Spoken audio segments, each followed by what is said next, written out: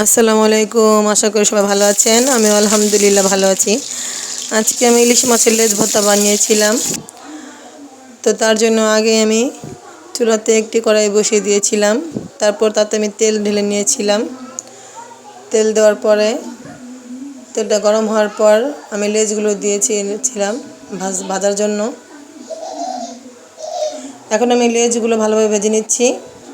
সাথে দুটো শুকনো মরিচ দিয়ে দিচ্ছি, কারণ আমি খুব বেশি ঝাল খেতে পারি না সমস্যার কারণে।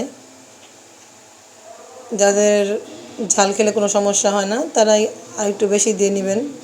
তো আমি একটু কম দিয়ে নিয়েছি, আমার শুকনো মরিচ খেলে সমস্যা হয়, এর জন্য। এভাবে ভর্তা বানিয়ে খেয়ে দেখবেন আমি যেভাবে বানিয়েছি। আশা করি আপনাদের সবার ভালো লাগবে।